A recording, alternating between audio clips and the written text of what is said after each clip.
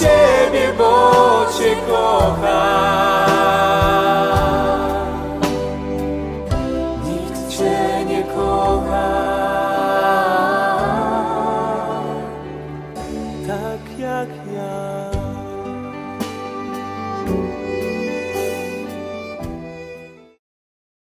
Panie, choćby wszyscy zwątpili w Ciebie, ja nigdy nie zwątpię. Zaprawdę powiadam Ci, jeszcze tej nocy, nim Bóg zawieje, 3 razy się nie wyprzesz. Ja tymczasem odejdę, będę się modlił. Piotrze, Janie i Ty, Jakubie, pójdźcie za mną.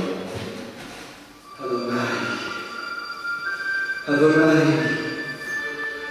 Adonai, Adonai. Ojcze mój, jeśli to możliwe, niech nie ominie ten kielich, nie moja jedna, a Twoja wola niech się stanie.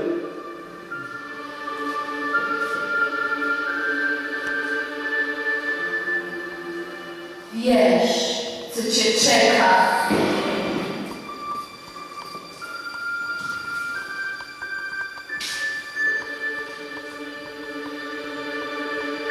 Nie wytrzymasz.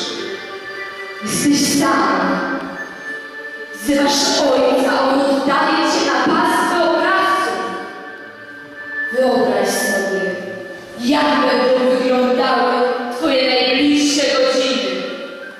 Twój lud.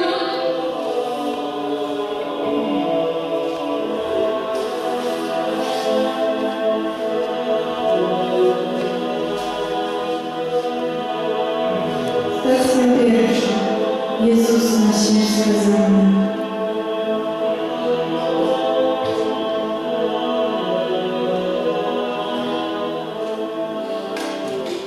Kłaniamy się, Panie Jezu Chryste, i błogosławimy Tobie.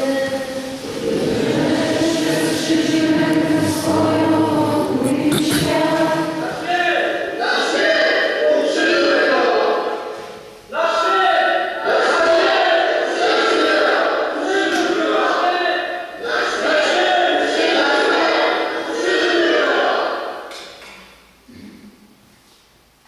Wiesz, że ja, Piłat, jestem Rzymianinem. Nie chcę się mieszać w wasze żydowskie sprawy. Moim Bogiem jest Cezar.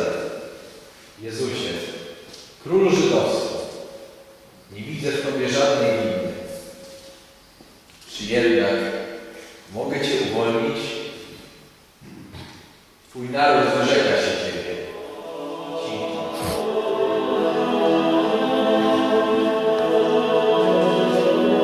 Stacja druga. Jezus przeżył zraniony. Życie, oto Twoja korona, piękna, cierniowa. Oto płaszcz królewski. No, teraz wyglądasz jak król żydowski. Składam Ci hołd, pomyśleć, że nie będę umrzeć, a ja będę Żydami. Król umrze, a marny żołnierz przetrwa. Gardzę Tobą, bo dlaczego mam Cię szanować, skoro sami Żydzi Cię odbywają? Odrobina dobrej zabawy nie zaszkodzi.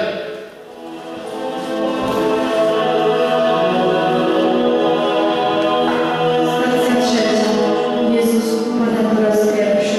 Jeśli ilu ludzi widzi Jego upadek i pomyśleć, że przez tyle lat zawracał im głowę. Niech widzą Jego upadek. Niech się przekonają, że jedynym głosem Boga jest wysoka rada. Wywyższał się, nazywał Synem Bożym. Gdzie Jego moc? Podobno uciszył burzę na jeziorze, a nie potrafi przeciwstawić się bijącym go żołnierzom. Stacja czwarta. Jezus spotyka swoją matkę. Dziecko, Ciebie poranili Ci głowę. Jesteś cały we krwi. Masz świeżone usta, a ja nie mogę ich zbliżyć. Ludzie! Wody! Dajcie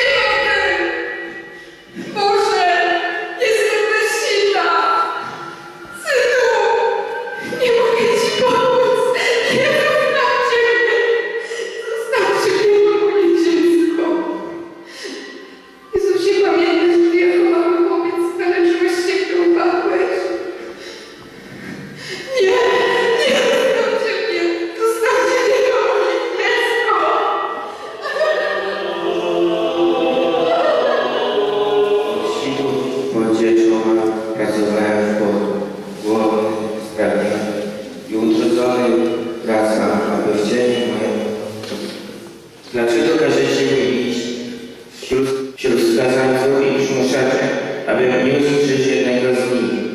Człowieku, Lekcja 6. Weronika odcinek Chrystusowi. Gdzie Twój urok, Panie? Blask Twoich oczu. Naród ma Cię za nic. Upokorzony. A ja niemal wszyscy okazują się pogardę. Popychają, szydzą. A Ty wyglądasz tak, jakbyś się pogodził z cierpieniem. Nie wiem, co się stało. Wypchnęli mnie, czy sama podbiegłam. Ale oto stoję przy Tobie. Tak bardzo pragnęłam dotknąć Twojej twarzy. Zobaczyć ją taką jak dawniej. Łagodną i dobrą, miłosierną twarz mojego Pana. Dumną, pełną godności. Zobaczcie! To twarz, w której wszyscy byliśmy zakochani. Za którą szliśmy. Nie, jego twarz się nie zmieniła. Jego krwi, pocie i łzach, zmieszanych z kurzem, odbija się w ciele naród, którego zdradził. Pod tym obrazem kryje się twarz nieskalana. To nie ona straciła braci, to Izrael! Elichatu, pamiętasz? Kafarnaum. Miałam 12 lat, gdy umarłam, a Ty przyszedłeś do mojego domu i powiedziałeś do mnie, martwej, dziewczynko, mówię Ci, wstań. Teraz ja wołam do Ciebie, wstań. Jezu, mówię Ci, proszę Cię, wstań. Mój przyjacielu, pamiętasz, jak przywróciłeś mi życie? To ja, córka Jaira, nie po to przybyłam do Jerozolimy, aby widzieć Twój upadek. Proszę, Jezu, na zabicie okrutne, cichy barak, od wrogów szukany. Za 60 srebrników od niewdzięcznego ucznia zaprzedane. Na modlitwę mroźną, strumień potu krwawego zalane. Nikt nie może Ci pomóc. Ja, Twoja samotność, jestem Ci najbliższa. Nikt mnie nie przegania, nie odpycha, nie grozi mi. Przeciwnie. Jestem w Tobie i przy Tobie. Zawładnęłam Twoją głową i sercem. Jestem w Twoich oczach. Gdy odeszli, zapytałeś, kobieto, gdzież oni są? Czy nikt Cię nie potępił? Odpowiedziałam, nikt, Panie. A Ty na to, i ja Cię nie potępiam. Idź, a od tej chwili już nie grzesz. Te słowa wciąż brzmią w moich uszach. Twoje ciało, broczące krwią, zalane potem, pragnę je obmyć. Nanosić wodnym olejkiem i wytrzeć moimi włosami. Ale Twoje obrazy odpychają mnie. Nie pozwalają mi nawet podejść. Mimo to pamiętaj, nie opuszczę Cię ani na krok, bo tylko pozostając w Twojej bliskości nie grzeszę.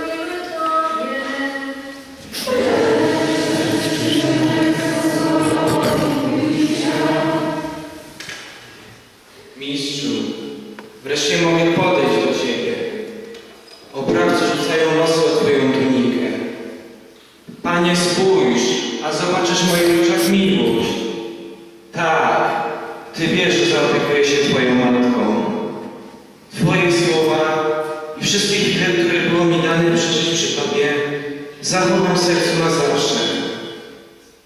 Dlaczego nie mogę podać Ci wody?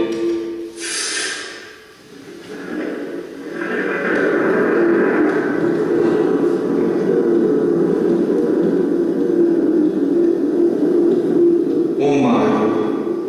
Do końca nas umiłował.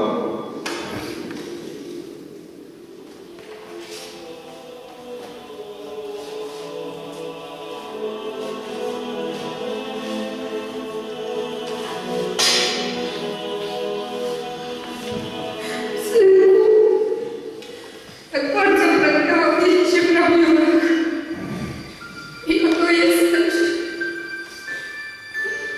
Czy pamiętasz, ty jako mały chłopiec wpadłeś między gałęzie drzewa cierniowego?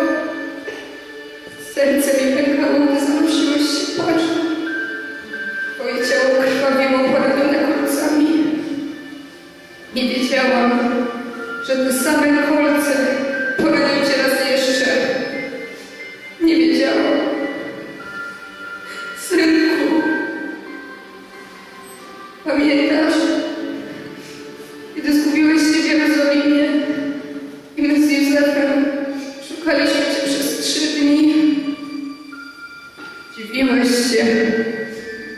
Oczekiwałeś, że będziemy myśleli tak jak Ty, że będziemy bezgranicznie ufni. Tymczasem my, zwykli ludzie, rodzice zatroskani o swoje dziecko, szliśmy od Ciebie. Tak, wiedzieliśmy, że wypłacić swoje obiece, ale... A co powiesz mi dziś? Co powiesz matce trzymającej na kolanach ciało martwego syna? W strachu Cię rodziła, z dala od domu, z dala od ludzi. Ludzie Cię odrzucili. Dziecko moje, synku.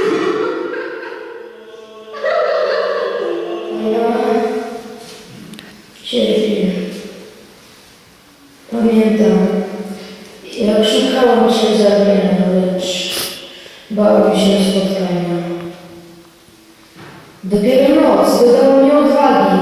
Nauczycielu! Jeszcze brzmią w moich uszach Twoje słowa. Lecz Ciebie już nie ma. Umarłeś, a ja nie potrafię narodzić się na nowo. Lękałam się zostać proroczym. Nie przyznawałam się do Ciebie. I tym razem nie zdążyłem przyjść za dnia. Znowu przychodzę nocą. Ale jeżeli